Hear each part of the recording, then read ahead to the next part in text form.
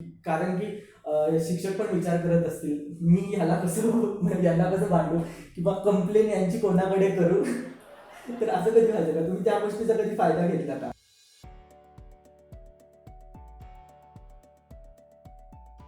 मित्रांनो, पटापट आपल्या चॅनलला सबस्क्राईब करा आणि त्याच्या शेजारील घंटाही दाबायला विसरू नका. नमस्कार मित्रांनो, मी तुमचा दोस्त अमर दिले तुमच्या सगळ्यांचं पुन्हा स्वागत करतोय माझ्या यूट्यूब चॅनलवरती.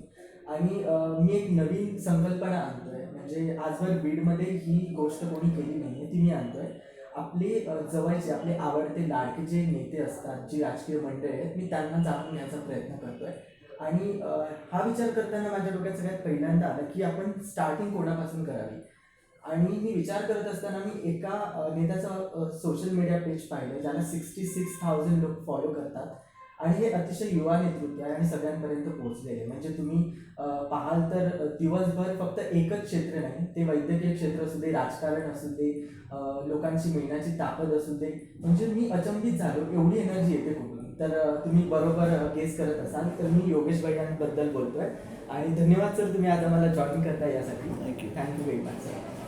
तर माझा पहिलाच प्रश्न असा आहे की तुम्ही या सगळ्या गोष्टी कशा सांभाळता? म्हणजे राजकारण आणि वैद्यकीय क्षेत्र हे दोन्ही तुम्ही कसं बॅलन्स करता?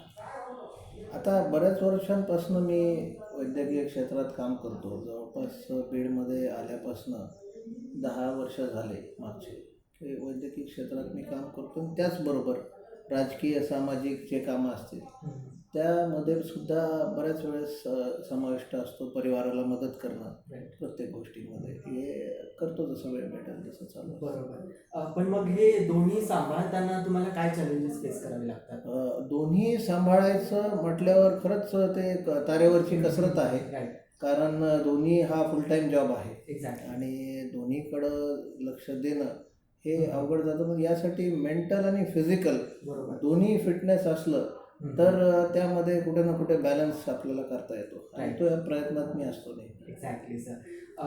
पण मला अजून एक प्रश्न विचारायचा आहे की तुम्ही एक राजकीय फॅमिलीमध्ये जन्म घेतला आणि मग तिथून वैद्यकीय क्षेत्राकडे वळावं, असं हे कसं काय तुमच्या डोक्यात आलं? कारण की आपण नॉर्मली बघतो की जर तुम्ही एखाद्या राजकीय कुटुंबात जन्म घेतला आणि इतकी मोठी फॅमिली बॅकग्राऊंड असेल, तर वैद्यकीय क्षेत्राकडे थोडं जरा वेगळं वाटतं मला. तर हे कसं काय झालं? नाही, आता आमची ही जॉईंट फॅमिली आहे, मोठी फॅमिली आहे. आणि लहानपणापासून आम्ही बरेचसे कझिन्स, भावंड असे आहोत सोबत. आणि म्हणून प्रत्येक क्षेत्रात आमचे एक काका डॉक्टर पण आहेत, ते पण ऑर्थोपेडिशियन आहेत. पण वेगवेगळ्या क्षेत्रात सगळे लोक काम करतात आणि मेजॉरिटी लोक राजकारणाकडे आहेत. राईट. पण त्यामुळे लहानपणापासून बरीच आमची टीम असल्यामुळं नेहमीच स्वर्गीय काकू त्यावेळेस हयात होते आणि त्यांची इच्छा होती कुणीतरी आपल्या ह्याच्यातलं डॉक्टर बनावं पुढे. आणि मला पण शिकताना सायन्स या विषयाची आवड होती. मग त्यामुळेच मी कदाचित या विषयाकडं वळालो आणि मग तिथून पुढे एक एक एक एक टप्पा गाठत गेलो होतो. खूप छान, खूप छान सर. तुमचं शालेय जीवन कसं होतं? म्हणजे एक नॉर्मल सर्वसामान्य लोकांसारखं शालेय जीवन होतं की काही असं एक खूप म्हणजे तुम्ही एक राजकीय घरात जन्माला आला, त्यामुळे काही बंधनं होती वागण्या बोलण्याबद्दलची, की आमच्यासारखंच नॉर्मल तुमचं नाही, राजकीय जीवन? पूर्णतः नॉर्मल होतं. पूर्णतः नॉर्मल इतर जशा मुलांचं मुलींचं शालेय जीवन असतं त्याच प्रकारे होतं. आणि आमच्यासोबत पण जे त्यावेळेसचे आमचे बॅचमेट्स असतील त्यांनाही त्याचा अनुभव आहे. त्यांच्यासारखीच आमची ही लाईफ होती. काही वेगळं राजकारणात असल्यामुळे वेगळं काही असं नव्हतं. नाही, म्हणजे एक त्या फॅमिलीत असल्यामुळे काही स्ट्रगल असायचा की मी आता तुम्ही कुठेतरी गेलाय आणि तिथे ओळखणारे, अरे हा यांचा मुलगा आहे किंवा हा त्या फॅमिलीतून बिलॉंग करतो. तर कुठेतरी तुमचं सोशल लाईफ म्हणा किंवा सामाजिक जीवन म्हणा, थोडंसं म्हणजे एक आकुंचन पावतं. तर तसं काही शालेय जीवनात किंवा कॉलेजच्या जीवनात तुम्हाला अनुभव वाटला का? नाही, आम्ही शालेय जीवनात तर तसा काही अनुभव नव्हता. हा सोशिओ पॉलिटिकली फॅमिली नोन असल्यामुळे मागच्या कित्येक दशकांपासून सगळ्यांना ओळख असायची. पण त्याचं काही प्रेशर असं आमच्यावर काही जाणवलं नाही. आणि शाळेनंतर लगेच 12th झाल्यानंतर तर आम्ही बीडच्या बाहेरच होतो, बीड जिल्ह्याबाहेर. त्याच्यामुळं फारसा तिकडे तर काही फरक पडत नाही. असं एखादी घटना किंवा एखादा प्रसंग शाळेतला जो मजेशीर होता किंवा तुम्हाला शेअर करायला नक्की आवडेल आमच्यासोबत? खूप सारे असे तर Please, खूप please, सारे प्रसंग आहेत शाळेत. मग स्पोर्ट्समध्ये असतील, शालेय म्हणजे अकॅडमिक असतील, असे बरेच प्रसंग आहेत. जिथे आपल्याला त्या प्रसंगाचा सामना करावा लागतो. पण शाळेचं ओव्हरऑल जीवनच छान होतं. अच्छा. पण असं एक काही पॉईंट आउट करण्यासारखं नाही, पण ओके. शाळेत काही स्ट्रेस नसतो आणि त्यावेळेस कुणाबद्दल ईर्ष्या नसते, काही कॉम्पिटिशन नसते, काही रेस नसते कुठं. त्याच्यामुळं छान शालेय जीवन ओके. जातं. मग तुमचं शालेय जीवन बीडमध्येच झालं? बीडमध्ये. अच्छा, कुठल्या शाळेमध्ये सर होता मी तुम्ही? New Apostolic English School. Wow. मग तिथे असं कधी व्हायचं का की तुम्ही अभ्यासाला दांडी मारायचात आणि तुमचे टीचर तुम्हाला काही बोलायचे, असं कधी व्हायचं का? की कारण की शिक्षक पण विचार करत असतील, मी ह्याला कसं म्हणजे याला कसं भांडू किंवा कंप्लेन यांची कोणाकडे करू तर असं कधी व्हायचं का? तुम्ही त्या गोष्टीचा कधी फायदा घेतला का? नाही, ह्या गोष्टीचा म्हणजे आपल्या जे परिवाराचं नाव आहे याचा फायदा म्हणून नाही, पण इतर मुलांसारखंच ओके. स्कूलिंग होती. त्याच्यामुळं दांडी मारणं वगैरे इतर मुलांचं जसंच असतं त्याचप्रमाणे होतं. असं विशेष वेगळं काही असं नव्हतं, ऑफ द ट्रॅक काही नव्हतं. एखादा आवडता शिक्षक जो तुमच्या आजही स्मरणात असेल हो शाळेतला? हो, बरेचसे आहेत शाळेत आणि आजही ते कॉन्टॅक्टमध्ये असतात. ओके. शाळेत असतील, महाविद्यालयीन किंवा मग वैद्यकीय शिक्षणातलेही बरेच टीचर्स आहेत आणि मी असं मानतो की त्यांच्यामुळंच मी आज ज्या पोझिशनला आहे. बरंचसं योगदान जे परिवाराचं असतं तसंच शाळेतले आपले जे गुरु असतात त्यांचंही असतं आणि आज पण मी त्यांचा तेवढाच मान सन्मान ठेवून आहे आणि तसंच कॉन्टॅक्टमध्ये आहे बऱ्याचशा शिक्षक. गुरूंचं खरंच खूप मोठं स्थान असतं. डेफिनेटली. सर, मला एक प्रश्न असा विचारायचा आहे की तुम्ही राजकारण पण पाहता, वैद्यकीय क्षेत्र पण पाहता आणि तुमची खूप चांगली स्वीट छोटीशी फॅमिली स्वतःची पण आहे, इरिस्पेक्टिव्ह ऑफ दॅट. तर हे तिन्ही गोष्टी कशा काय हँडल करता तुम्ही? राजकारणात तर काही टायमिंग कशाचं नसतं बरोबर. आणि त्यामध्ये तुम्ही कधी पण हे अलर्ट राहायला पाहिजे. बरोबर. असंच असतं पॉलिटिक्समध्ये आणि त्यासोबतच वैद्यकीय क्षेत्र माझी तशी युरोलॉजी ब्रँच आहे. फार इमर्जन्सी आमच्याकडं काम नसतं, त्यामुळं तिथे फार धावपळ होत नसली तरी बीडमध्ये मी लोन युरोलॉजिस्ट आहे गेले बरोबर. कित्येक अगदी वर्षांपासून. बरोबर. त्याच्यामुळं आपल्याकडं जे पेशंट्स आहेत युरोलॉजीचे भरपूर आहेत बीडमध्ये आणि ते सगळे हँडल करण्यासाठी दिवस जातो. आता आज तुम्ही बघता संडेला आपला Exactly. इंटरव्ह्यू आहे, पण संडेला पण सकाळपासून आपण आज दुपारी इंटरव्ह्यूला बसलोय. राईट. इव्हन मी तोच विचार करून आजची डेट तुम्हाला सांगितलेली, संडेच्या दिवशी ॲटलिस्ट आम्हाला फ्री मिळतील, आम्हाला जास्त हे होणार नाही. पण संडेच्या दिवशी पण सकाळपासून मी मेघराजशी आत्ता बोलत होतो, तो तुमचं शेड्यूल सांगत होता आणि खरंच म्हणजे हॅट्स ऑफ तुम्हाला की इतक्या साऱ्या गोष्टी मॅनेज करणं. जे आज आमच्यासाठी असं होतं की आम्ही एखाद्या गावाची भेट दिली की थकतो, दुसऱ्या दिवशी नाही आज मी खूप थकलोय. पण तुमचं असं होतं की तुम्ही सकाळी 2-4 गावांचा दौरा केलाय, पुन्हा आलात, 1-2 ऑपरेशन केले, पुन्हा अजून कुठेतरी गेलात आणि पुन्हा संध्याकाळी अजून कुठेतरी गेलात. म्हणजे हे सगळं सांभाळणं खरंच एक मोठं चॅलेंज आहे. रुटीन तर आहे, पण मेनली त्याचा इफेक्ट जास्त इलेक्शन किंवा प्री इलेक्शन पिरियडमध्ये फार धावपळ होते. ओके. तेव्हा जरा दौरे चालू असले कधी तर हे मॅनेज करून ते करणं हे कठीण जातं. Right. It takes toll on your mind and body also. Wow. Exactly. पण त्याला काय पर्याय नाही, आता त्याला आपल्याला फेस करणं. पण ही जी पॉझिटिव्हिटी आहे तुमच्यामध्ये ती ट्रिमेंडस, म्हणजे काय म्हणता येणार या गोष्टीला. कारण की खूप कमी अशी लोक असतील राजकीय क्षेत्रामध्ये की जी अशा 2 गोष्टीवरती पाय ठेवून चाललेली असतील आणि म्हणजे अभिमानाने आम्ही सांगू शकतो की त्यातलं एक व्यक्तिमत्व आमच्याकडे आहे की जे वैद्यकीय क्षेत्र आणि राजकारण दोन्ही इतक्या ताकदीने सांभाळतंय. खरंच hats off to you sir तुम्हाला.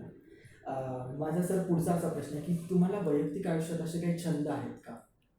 हो, आणि प्रत्येकाला असतात छंद आणि छंद जोपासायला पाहिजे. ते आपल्याला स्ट्रेसपासून दूर ठेवतात. तर मी रेग्युलर एक्सरसाइज असते, अर्ली मॉर्निंग जिम असते गेले कित्येक वर्ष आणि त्यासोबतच इतर ट्रॅव्हलिंग असेल, बाईक रायडिंग असेल किंवा सिंगिंग असेल, असे वेगवेगळे छंद जे आहेत ते आपण जर जोपासले तर नक्कीच ते एक स्ट्रेस बस्टर ठरू शकतात अशा स्ट्रेसफुल लाईफमध्ये आणि इतक्या कामामध्ये. स्ट्रेसचं निघाल्याचं तर माझी इच्छा आहे तुम्ही थोडंसं स्ट्रेसवरती बोलावं. ॲज अ डॉक्टर तुम्ही आहात. आजचं हे जे पॅन्डेमिक चालू आहे, खूप साऱ्या लोक स्ट्रेसमधून जातात, तर माझी इच्छा आहे की थोडासा एक लाईट तुम्ही त्याच्यावरती टाका. आता हे गेलं जे आपलं वर्ष आहे आपण संपायचं आहे, पण 2020 हे आपण जर वर्ष पाहिलं तर अतिशय कठीण हे ग्लोबल जे आजार आलेला आहे कोविड-19 याच्यामुळं अतिशय कठीण जगभरातच सगळी परिस्थिती निर्माण झाली आणि त्याचा आर्थिक फटका असेल, मानसिक असेल, शारीरिक असेल, हा सगळ्या जगालाच बसला आहे. आणि त्याचबरोबर आपल्या बीडमध्ये सुद्धा बऱ्याच लोकांना त्यातून जावं लागलं, काही लोकांचे प्राणही त्यामध्ये गेलेत.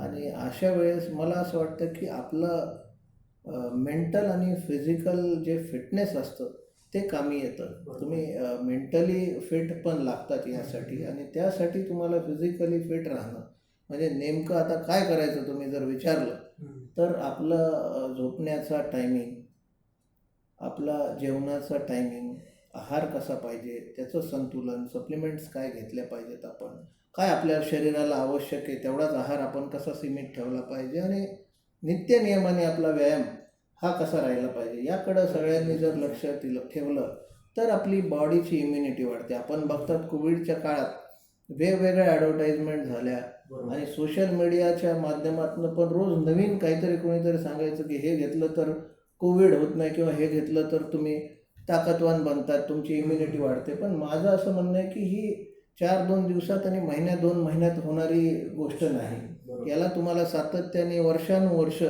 हा एक लाईफचा पॅटर्न जर बनवला तरच आपली बॉडी आणि मेंटल हेल्थ तेवढी स्ट्रॉंग राहते की आपण असे काही आजार आले की त्याला आपण फेस करू शकू आणि आपल्या शरीरात तेवढी शक्ती असेल.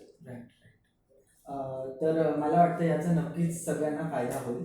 आणि खरंच हा जो पॅन्डेमिक आहे तो थोडा कठीण आहे आपल्यासाठी, पण काही बेसिक गोष्टी आपण फॉलो केल्या तर नक्कीच ओव्हरकम करू असं मला तर वाटतं. सर, पुढचा प्रश्न असा विचारायचा आहे मला की तुम्ही राजकारणात इकडे तिकडे फिरता, इतक्या लोकांशी तुमचे कॉन्टॅक्ट असतात, इतक्या गावांशी, म्हणजे तुमचं कुटुंब जसं पूर्वीपासून ओळखलं जातं, तर ज्यावेळेस तुम्ही गावांमध्ये जाता किंवा शहरामध्ये फिरता आणि जी मोठी जाणती लोक असतील, ज्यावेळी ते तुमच्या पाठीवरतून हात फिरवतात आणि ज्यावेळेस ते जुन्या आठवणी सांगतील की आम्ही तुमच्या आजी आजोबांसोबत त्या याच्यात होतो, तुमच्या वडिलांसोबत हे केलं आणि आता तुम्ही तिसरी पिढी आमच्याशी आहात, तर त्यावेळेस तुम्हाला कसं वाटतं? त्यावेळेस चांगलं वाटतं. लोक आपुलकीने भेटतात, जुन्या आठवणी सांगतात आणि त्यावेळेस त्यांच्या अपेक्षा पण असतात. त्यामुळे ती जबाबदारी पण असते की कोणी आपुलकीने भेटतंय, आपलं म्हणून भेटतं. काही काम त्यांचे असतात ते सांगतात. काही लोक आपले कामही करतात. आपलंही कधी काही काम अडलं तर आम्हाला असे लोक कामी येतात जे की जुने पिढ्या संबंध आहेत. एक विस्तारित परिवार झालेला आहे. पण ते भेटलं तर खूप मला आनंद होतो असे लोक भेटले.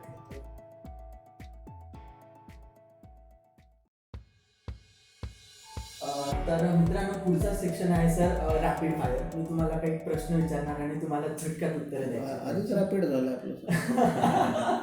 ॲक्च्युली पण अजून रॅपिड घेतोय मी. माझा पहिला प्रश्न आहे, आवडता तरुण नेता कुठला? मी 2 ऑप्शन देणार, त्यातलं एक तुम्हाला सांगायचं आहे. आदित्य ठाकरे की रोहित पवार?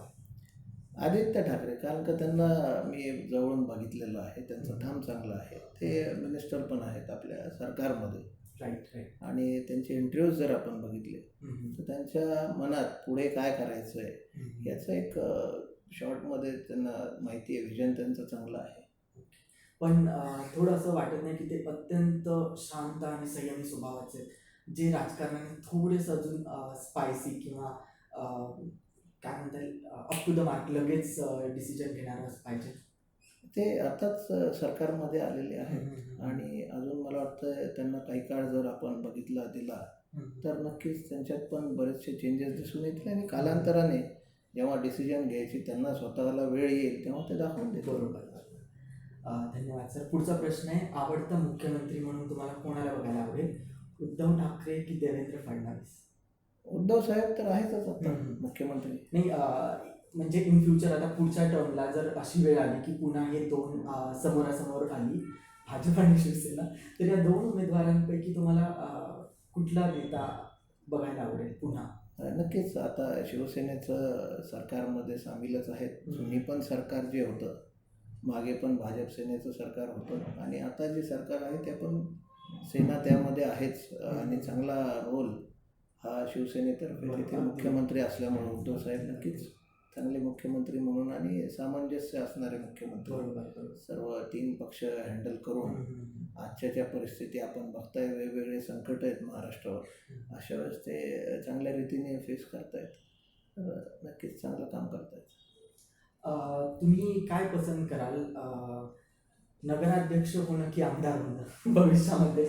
हा थोडा क्लिशे क्वेश्चन आहे, पण कसोटीचा आहे.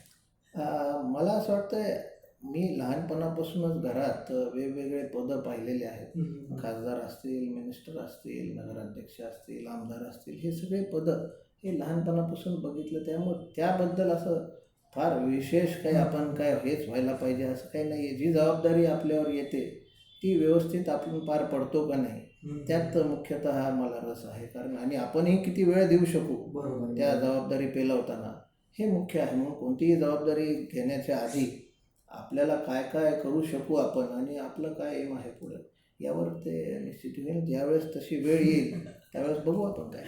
स्मार्ट आहे सर. पुढचा प्रश्न आहे, तुमची पहिली पसंती कशाला आहे, राजकारण की वैद्यकीय क्षेत्र?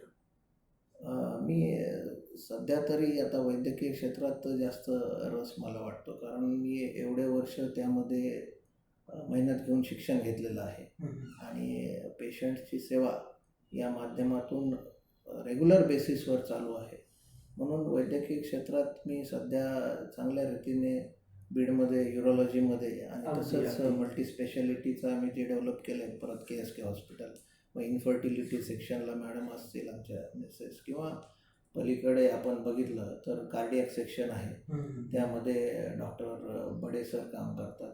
ऑर्थोचं काम आमचे काका करतात इथे हॉस्पिटलला. तर चांगलं हॉस्पिटलचं काम आणि सध्या नावलौकिक चांगलं आहे बीडमध्ये आणि ते काम आम्ही कंटिन्युटीमध्ये करतो आहे. त्यासोबतच राजकीय काही जबाबदारी आली तर आपण पाहू पुढच्या फ्युचरमध्ये काय होतं आज सांगता येत. बरोबर. कारण की म्हणजे आज बीडमध्ये जर कोणाला किडनीचा वगैरे त्रास असेल आणि हॉस्पिटलाइज व्हायचं असेल तर पहिला एक ऑप्शन सगळ्यांच्या डोळ्यासमोर येतं, म्हणजे हे हॉस्पिटल.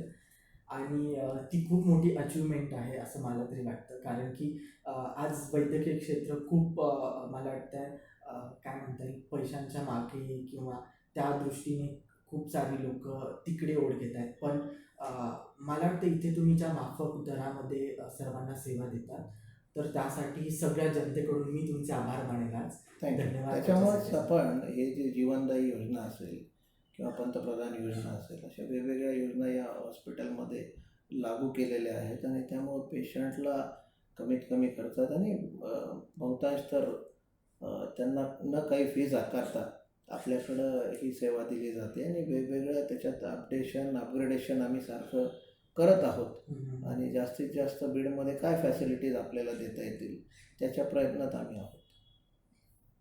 सर, माझा पुढचा प्रश्न आहे. आता तुम्ही मॅडमचा उल्लेख केला, तर घरी अशी वेळ आली की कधी, म्हणजे प्रत्येक घरामध्ये, आय डोंट थिंक की तुमच्या इथे होत असेल, पण आमच्या सर्वसामान्यांच्या घरामध्ये होतं की आई आणि बायकोचं भांडण झालं तर म्हणजे मुलाला एक प्रश्न निर्माण होतो की मी कोणाची बाजू घ्यावी. तर असं तुमच्या घरात कधी झालं तर तुमची प्रायोरिटी काय असते या बाबतीत? प्रायोरिटी नाही, आपल्याला योग्य वेळी योग्य डिसिजन घ्यावं लागतात आणि माझ्या प्रायोरिटीपेक्षा त्यांची प्रायोरिटी मी असतो. मी जे म्हणतो ते ऐकतात दोघी पण. बेस्ट उत्तर. म्हणजे मी बऱ्याच लोकांशी याच्या आधी अशी चर्चा करत गेलेलो, म्हणजे मी याच्या आधी आरचे म्हणून पण थोडंसं काम केलं आहे. मी नांगरे पाटलांना पण हा प्रश्न विचारला होता आणि त्यांची वाईफ त्यांच्या बाजूला होती. त्यांनी एकदा तिकडे नजर टाकली आणि मग उत्तर दिलं की आधी होम मिनिस्टर. पण यांचं उत्तर अतिशय भारी, मी प्रायोरिटी त्यांची. छान उत्तर दिलं सर. माझा पुढचा प्रश्न की तुम्ही पंतप्रधान पुढच्या टर्मसाठी कोणाला बघता, नरेंद्र मोदी, राहुल गांधी की शरद पवार? मोदी साहेब. He is the best prime minister in the recent past. आणि ते त्यांनी जे मतदान मिळवलं आहे आणि बहुमत मिळवलं आहे त्यावरनं त्यांनी सिद्ध केलेलं आहे. पण आता जे सरकारच्या विरोधात मोर्चे निघत आहेत, इव्हन हा शेतकरी मोर्चा रिसेंटली इतक्या मोठ्या प्रमाणात, जवळपास 1-1.5 कोटी लोक रस्त्यावर उतरलेले आहेत शेतकरी, तर बऱ्यापैकी असं वाटत नाही का की कुठेतरी थोडीशी भूमिका जनतेच्या विरुद्ध जाते किंवा डिसिजन्स जे आहेत ते लादल्या जात आहेत? नाही, मोर्चे हे निघत राहतात. आपण जर बघितलं तर महाराष्ट्रात सुद्धा गेल्या पंचवार्षिकमध्ये बरेच मोर्चे निघाले. पण त्यानंतर जेव्हा मतदान झालं आणि मतमोजणी झाली, त्यामध्ये भाजप आणि शिवसेना ह्याच दोन विनिंग पार्टीज म्हणून निवडून आल्या होत्या. आणि त्याच प्रकारे आताही केंद्रीय स्तरावर आपण बघितलं, वेगवेगळे मोर्चे जरी निघत असले तरी ते कसे सॉल्व्ह केले जातात याला महत्त्व असतं. लोकांच्या बऱ्याच वेळा आपण वेगवेगळ्या योजना आणतो किंवा नवीन काही कायदे लागू करतो, त्यावेळेस रिॲक्शन वेगवेगळ्या प्रकारचे असतात आणि त्यामध्ये बऱ्याच विरोधी पार्टी पण त्यामध्ये रस घेतात आणि वेगवेगळे क्लॅशेस निर्माण करण्याचा प्रयत्न करतात. बरोबर पण हे मोर्चे निघाल्यानंतर सरकार त्याला कसं हँडल करतं आणि त्यांचं समाधान कसं करतं याला महत्त्व जास्त असतं. आणि म्हणून जर त्यांचं समाधान जर करता आलं त्या लोकांचं, तर मला नाही वाटत पुढेही काही अडचण येऊ शकेल. तर हा सेक्टर संपलाय सर. खूप जरा राजकीय वातावरण झालं, थोडंसं चेंज करायचं मला. तुमच्या वैयक्तिक आयुष्यामध्ये तुमचं लव्ह मॅरेज होतं की अरेंज मॅरेज होतं सर? माझं लव्ह मॅरेज. That's great. तर कोणी म्हणजे कशा प्रकारे तुम्ही म्हणजे सगळ्या गोष्टी जुळून आल्या, प्रपोज कोणी केला, थोडंसं सांगाल? आता त्याला बरेच वर्ष पण ऐकायला नक्कीच आवडेल आम्हाला. कारण की नॉर्मली कसं होतं की ज्यावेळेस तुम्ही एका पॉलिटिकल फॅमिलीमध्ये असतात तर थोडी बंधनं असतात की स्टेटस मॅच व्हायला पाहिजे किंवा आपल्या घरच्या स्टेटसला बाधा नाही झाली पाहिजे. तर अशा सगळ्या गोष्टी असताना बंधनं असतात नक्कीच. पण आम्ही दोघे सुद्धा, मी आणि मिसेस, आम्ही दोघेही वैद्यकीय शिक्षण घेत असताना सोबत शिकत होतो. त्याच्यामुळं वेवलेंथ आमची एक मॅच होत होती. त्यामुळं मला वाटत नाही फारशा काही अडचणी त्यावेळेसही आल्या नाही. थोडंफार कुठं ना कुठं काही ना काही होतं, पण इट वॉज मॅनेजेबल. हे प्रत्येक कपलमध्ये तर नॉर्मलच आहे. मग आता तुमच्यामध्ये अजून कधीतरी अशी छोटी नोकझोक होते का? आणि असं जर झालीच तर होतं. नोकझोक काय रोजच होत राहते. म्हणजे असं होतं का की तुम्ही या गोष्टीमुळे तेवढा टाइम नाही, राजकारण आणि यामुळे तेवढा टाइम नाही देऊ शकत म्हणून कुठेतरी त्यांच्या मनात नाराजी असेल? नाही, आपलं जे काम आहे बरोबर. ते जेव्हा महत्त्वाचं असतं त्यावेळेस त्याला प्रायोरिटी द्यावंच लागतं आणि त्या गोष्टी ते समजून घेतात. आणि तसंच त्यांचंही लाईफ बिझीच असतं. असं आहे शेड्यूल, हॉस्पिटलचा जो शेड्यूल आहे त्याच्यामुळं दिवसभर आम्ही कामात आणि सोबतच असतो. असं एक सुद्धा.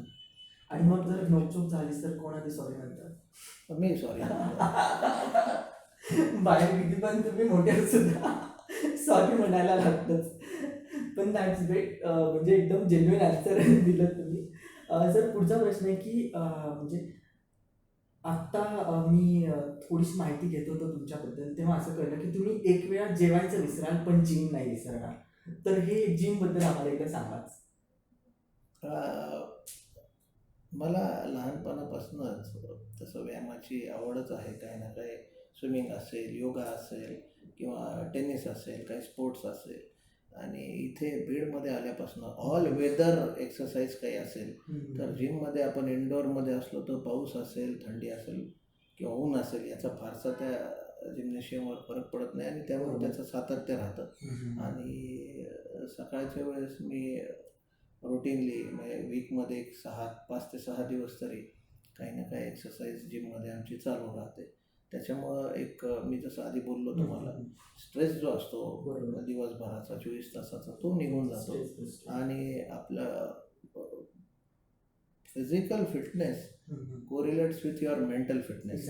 म्हणून जर तुम्ही फिजिकली फिट असाल किंवा फिटनेसच्या जवळपास असाल तर मेंटली सुद्धा माणूस स्ट्रॉंग राहतो. म्हणून मी एक्सरसाइजला कधी अशी बाधा पडू देत नाही. ॲक्च्युली आम्ही सगळी लोक कोणीच आमच्याकडे बघून वाटत पण असेल एक्सरसाइज कोणीच नाही करत आम्ही. कारण की म्हणजे तुम्ही बाहेर होतात तर एक तुम्ही पण ते आयुष्य बघितलं असेल, एक PG मधलं आयुष्य म्हणा किंवा हॉस्टेलचं लाईफ म्हणा. तर ते लाईफ जगताना पण म्हणजे न्यूट्रिशनचं तर बाजूलाच राहिलं, पण एक नॉर्मल बेसिक डाएट पण आपल्यात कन्झ्युम करणं खूप बाहेर असल्यावर अवघड जातं. अवघड असतं. तर आपण बाहेर शिक्षणाला असलो किंवा जॉबला असलो तर घरचं जेवण किंवा वेळोवेळी जेवण, योग्य आहार आपल्याला भेटत नाही. आणि अशा वेळेस फिजिकली फिट राहणं किंवा एक्सरसाइज एक रुटीनमध्ये येणं अवघड असतं. काही ना काही अचिव्हमेंट आपण करायला बाहेर पडतो आणि त्यावेळेस त्याच्या मागं जास्त आपल्याला धावावं लागतं. एक्झॅक्टली. पण बीडमध्ये आल्यानंतर मला सातत्य माझं जे वर्कआउट आहे त्यामध्ये ठेवण्यात नक्कीच मी प्राधान्य त्याला दिलं आणि त्यामध्ये यश पण भेटलं मला. खूप छान सर. सर तुमचे आजी आजोबा म्हणजे ज्यांनी बीडचा पूर्ण कायापालट केला, ज्यांच्याकडे बीडची लोक दैवत म्हणून बघतात, तर तुम्हाला कसं वाटतं की अशा परिवारात मी जन्माला आलो, किती ब्लेस्ड वाटत असेल, तर त्यांच्यासोबतची अशी एखादी आठवण न विसरणारी? काकूनानांच्या तर बऱ्याच आठवणी आहेत घरी, कारण का ते कायम कंट्रोलमध्येच असायचं घर त्यांच्या. आणि घरी असल्यावर सकाळी ते सकाळी उठल्यापासून रात्री झोपेपर्यंत त्यांना कधी तुम्ही आम्ही मुलं म्हणूनच नाही, घरातले मुलं म्हणूनच नाही, इतरही कोणी भेटलं तर नेहमीच ते चांगल्या गोष्टी प्रत्येकाला सांगत राहायचे. म्हणजे सकाळच्या आमच्या व्यायामापासून आहार कसा पाहिजे, आम्ही ही सवय आम्हाला लहानपणापासून लागलेली आहे. लोकांशी कसं वागायचं, कसं बोलायचं, आपली राहणी कशी राहणीमान राहिलं पाहिजे, आपण कशी सिंपल लाईफ जगलं पाहिजे, आपलं शिक्षण किती उच्च असलं पाहिजे, कायम आपण सर्वोच्च शिक्षण घेऊन कसं पुढे गेलो पाहिजे, शिक्षणाचं महत्त्व, राहण्याचं महत्त्व, आहाराचं महत्त्व, व्यायामाचं महत्त्व आणि मेन सोशली कसं इंटरॅक्ट करायचं आपण लोकांशी, लोकांचे आपल्यावर किती उपकार आहे याची जाणीव ते नेहमी आम्हाला करून देत असायचे. त्याच्यामुळं बरंच शिकण्यासारखं त्यांच्याकडून होतं आणि खूपसं शिकायला आयुष्यात भेटलं. हे म्हणजे तुमच्या घरी एक जिवंत मला म्हणावंच वाटतं की युनिव्हर्सिटीच होती. University exactly. काकूनाना हे युनिव्हर्सिटी असल्यासारखे होते. कारण का साधी राहणी आणि उच्च विचार हे कुणी जर त्यांच्या वैयक्तिक जीवनात जोपासलं असेल तर काकूनानांसारखं उदाहरण कुठं बघायला भेटणार नाही. ॲक्च्युली. सर पुढचा आणि शेवटचा प्रश्न असा मला विचारायचा आहे की तुम्ही राजकीय क्षेत्रामध्ये आणि वैद्यकीय क्षेत्रामध्ये काम करत असताना अशी एखादी मुवमेंट तुमच्या आयुष्यात आली आहे का की कोणीतरी येऊन तुम्हाला कवटा आले, मिठी मारली आणि त्यावेळी तुम्हाला असं वाटलं की माझ्या जन्माचा आता सार्थक झालं, किंवा whatever I am doing that is the best thing I am doing in my life, किंवा this is the moment in my life, अशी एखादी मोमेंट? असे रोज आम्ही जेव्हा काम करतो, राजकीय असेल किंवा वैद्यकीय क्षेत्रात असेल, ज्याची गरज आहे, ज्याला गरज आहे, ते नक्कीच जो शेवटचा घटक असतो, वंचित घटक, असे लोक आपल्याकडे येतात. आणि ते जेव्हा त्यांची कुठं हेळसांड होते किंवा त्यांना कुठं विचारलं जात नाही, कामं अडकतात त्यांचे, काही कोणत्याही गोष्टीमुळं असेल, ओळख नसेल किंवा आर्थिक गोष्ट असेल, अशा वेळेस जेव्हा ते आपल्याकडे येतात तेव्हा त्यांचं काम करून देणं हे आपलं कर्तव्य असतं. त्या अपेक्षेने ते आलेले असतात, म्हणून त्यांचं काम करण्यासाठी आम्ही प्रायोरिटीने प्रयत्न करतो. आणि अशा एखाद्या व्यक्तीचं काम झालं तर नक्कीच त्याला इतर कुणाकडं जायचं वेळ येत नाही आणि आपल्याकडनं त्याचं काम जर होत असेल तर तो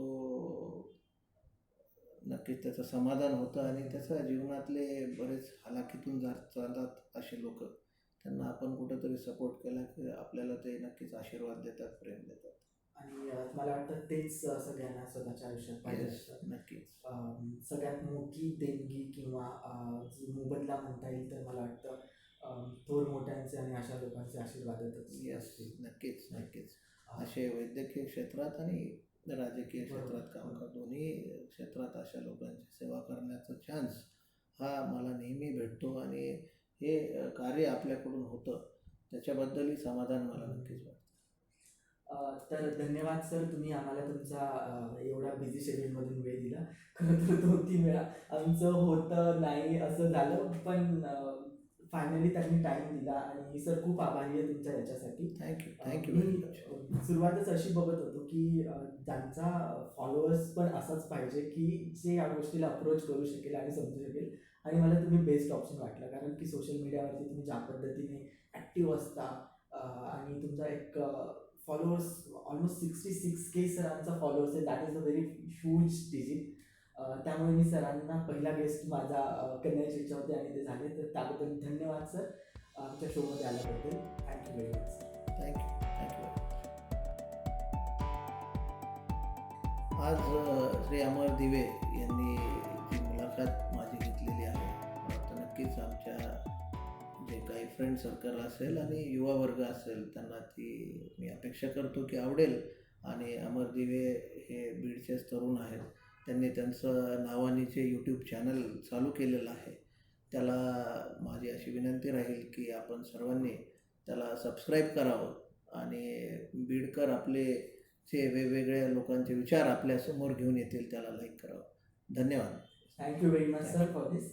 धन्यवाद मित्रांनो. पुढच्या आठवड्यात मी अजून एक तुमच्यासाठी असंच एक मस्त व्यक्तिमत्व आहे आणि त्याचेही विचार तुमच्यापर्यंत पोहोचवेल. पण तोपर्यंत तुमच्या सगळ्यांची मी रजा घेतो. तुमचा मित्र